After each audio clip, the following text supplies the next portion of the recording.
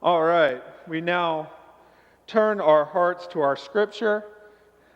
I would like to bring up my very special friend, the future bishop, at least Atlanta College Park District Superintendent, Mr. Bryce, to read us our scripture for today. Hear now the holy words from Ephesians 2:11 through 22. So then remember that at one time you, the Gentiles, by birth, called the uncircumcision, by those called the circumcision, a physical circumcision, made in the flesh by human hands. Remember that you were strangers to the covenants of promise, having no hope and without God in the world. But now, in Christ Jesus, you were once far off, have been brought near the blood of Christ. For he is our peace. In his flesh, he has made both groups into one, and has broken down the dividing wall, that is, the hostility between us. He has abolished the law with its commandments and ordinances, that he might create in himself one new humanity in place of the two, thus making peace, and might reconcile both groups to God in one body through the cross, thus putting death that hostile through it. So he came and proclaimed peace to you who are far off, and peace to those who are near. Through him both of us have access in one spirit to the Father. So you are no longer strangers and aliens, but you are citizens with the saints and also members of the household of God, built upon the foundation of the apostles and prophets, with Christ Jesus himself and the cornerstone. In him the whole structure is joined together and grows into a holy temple in the Lord, in whom you are also built together spiritually into a dwelling place for God. The word of people, for the people of God. Thanks be to God. Amen. Thank you, my friend. Thank you. You can stay up here or go to children's church. Up to you. Good choice. Thanks, bud. All right, you can sit down.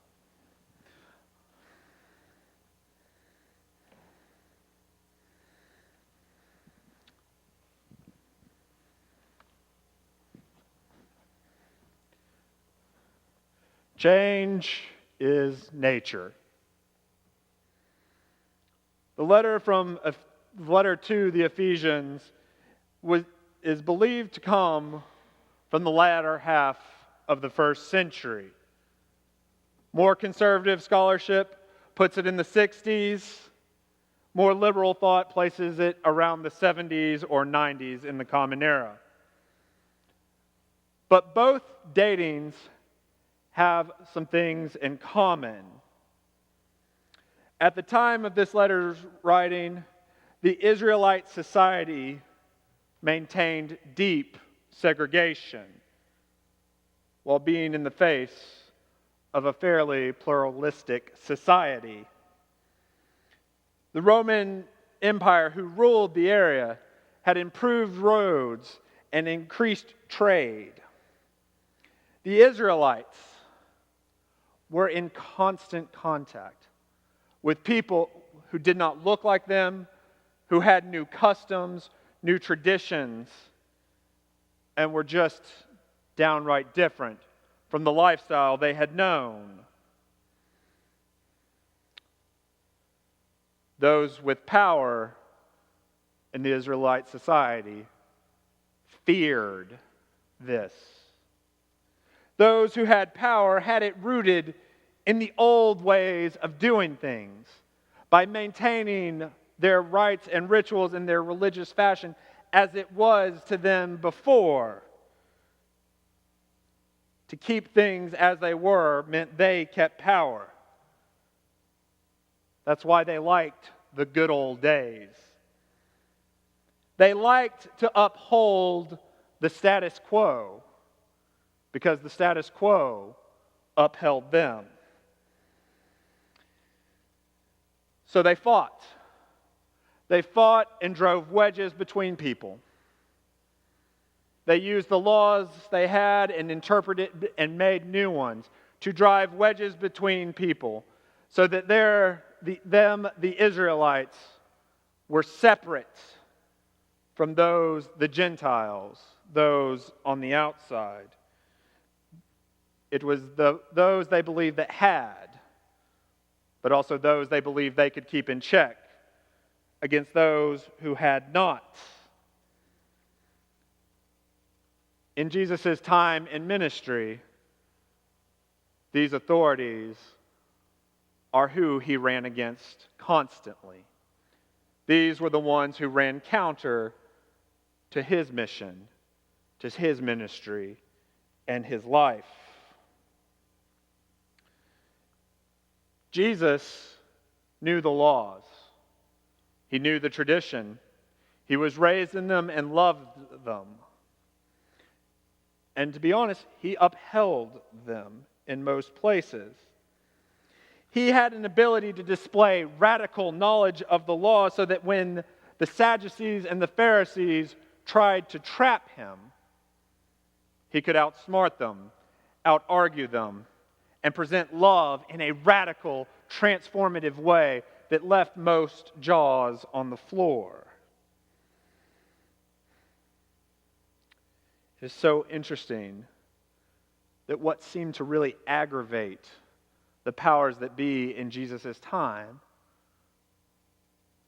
was his work to destroy walls. He worked and ate and lived and loved those who the powers said were disinherited, those who they believed on the outside. Jesus taught and talked frankly with women, even though that was a no-no. He spoke and ate and healed and cleansed those with sicknesses and those possessed of demons, even though they were told to not be in contact with anyone. He even ate with his kindred who had jobs that were despised amongst society. He ate with the tax collectors who simply were doing what they could to get by. Jesus' work made a place for them at the table, and that challenged the power of those who liked the old ways and had power in those old ways. Jesus knew everyone, no matter their religion, no matter their race, no matter their traditions. They were all made in the divine light of God, and it was all open to everyone.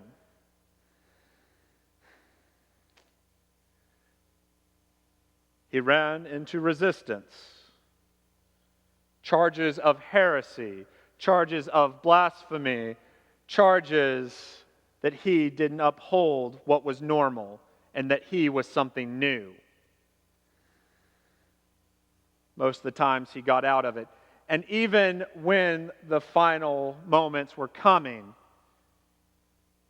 it took the powers that persecuted him turning to the Roman Empire and throwing aside their identity that they said they so loved so that they could be done and rid of this new thing that was happening in Jesus Christ. They were willing to turn to those on the outside to keep power. However, no matter how much those with authority kicked and screamed and wailed and fought, change kept happening. Even when Jesus' earthly mission had concluded, God was still working and changing things in this world. After Christ's resurrection, the Holy Spirit got involved and things kept changing. The church came into the world, a group of Jesus' followers and their own disciples who wanted to keep on going, to keep doing the work that Christ had started, to change this world, to see that the kingdom of God was not a far-off thing, but something we could all experience here and now. The Holy Spirit joined them in this work. But it is always important to note the church for 2,000 years has always been imperfect beings united by perfect love. The people who started and led the church were fallible, just as all of us here today. They had come out of the old traditions, and rightfully so. They valued them. They had known Jesus as a rabbi, as a Jewish teacher. So they wrestled. They wrestled with what the Christian identity was. Did you have to be Jewish first and then become Christian? That was the way that had worked for them. Or could you just start on the way that Christ had provided? They fought and debated. But then God showed up and once again changed things.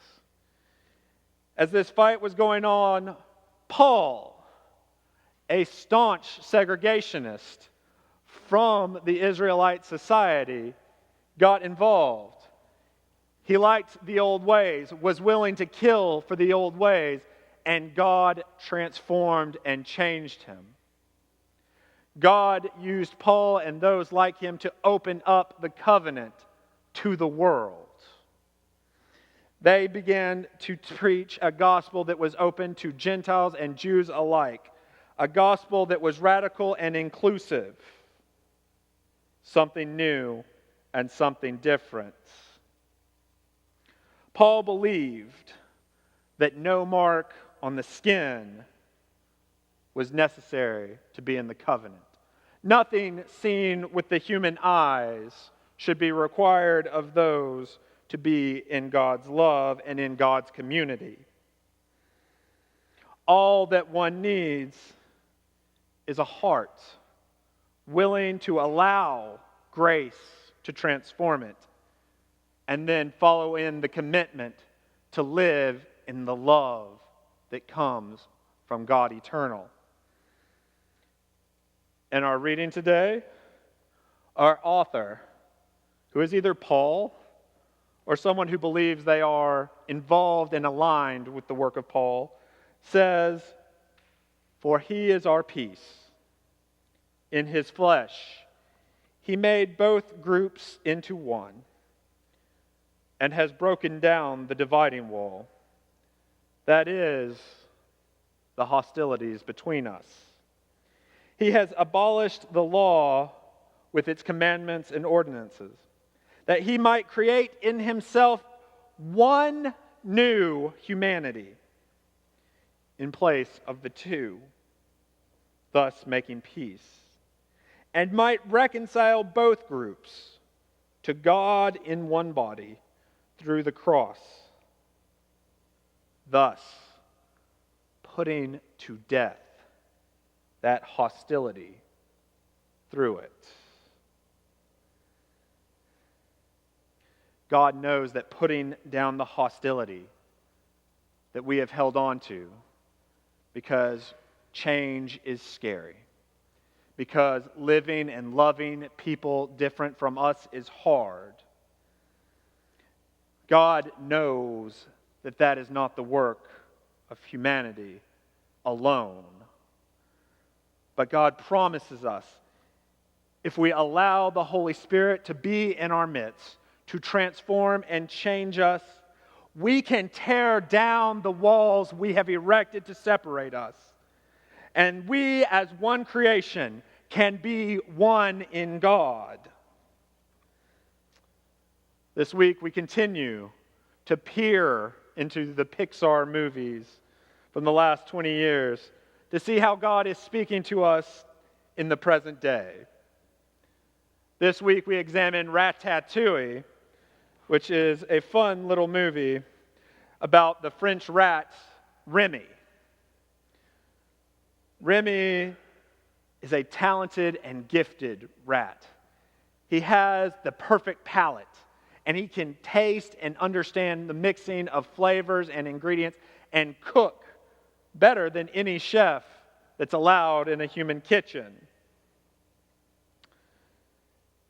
However, the world sees Remy as a rat, and rats don't belong in kitchens. The world says he has no place there, and that there is a wall there standing in front of him. When he tries to enter that world, the powers that be, the chefs and the homeowners, they try to kill him. Until he finds a kindred spirit who looks nothing like him in the trash boy, Linguini. Linguini is clumsy and awkward, so I relate to him quite well.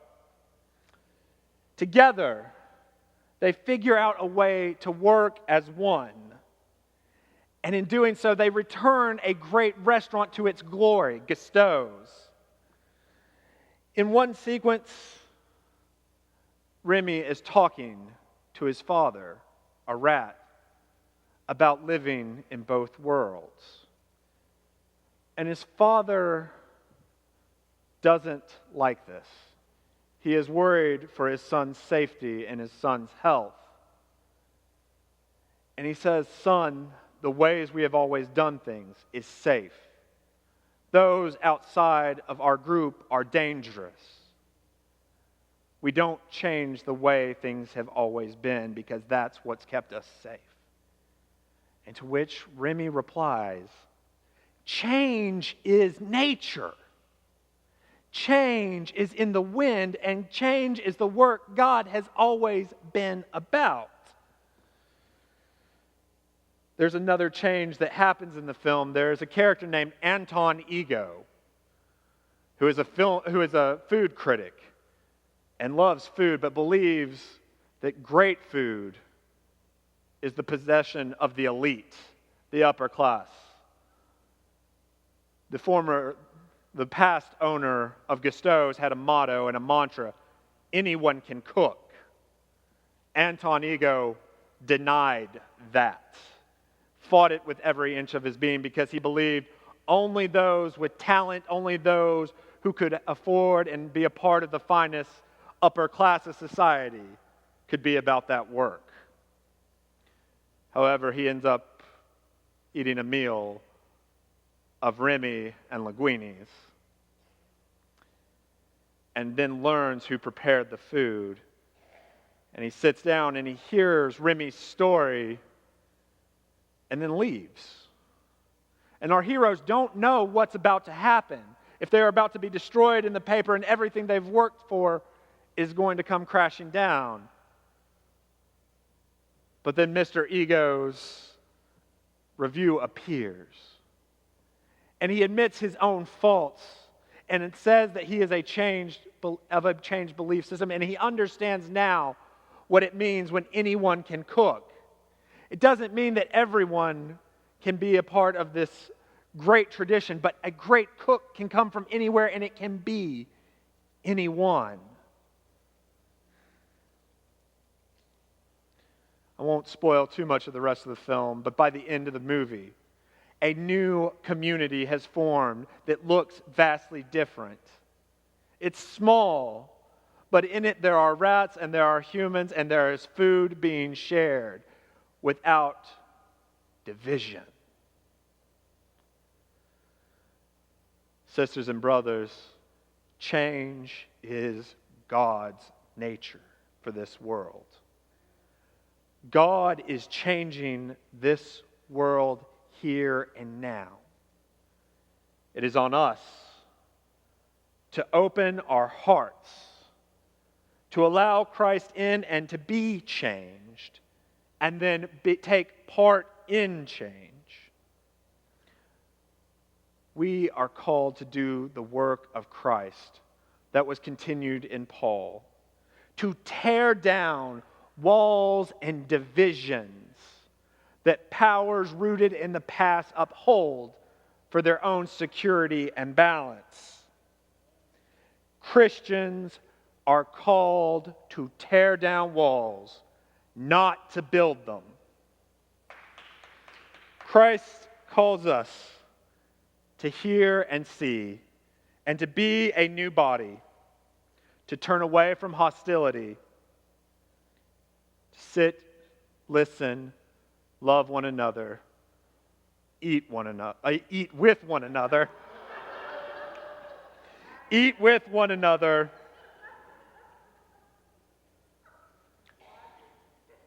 so that God's change can turn us all into the perfect loved. Amen and amen. I also want to thank Mr. Bryce for stepping up and reading Scripture. That is a scary thing to do, and it's something he wants to continue to do more of, and I can't wait to see more from this future leader in Christ. So we are very thankful he is with us in all the things he and his sister and his family do amongst us. Sisters and brothers, will you please rise for the benediction?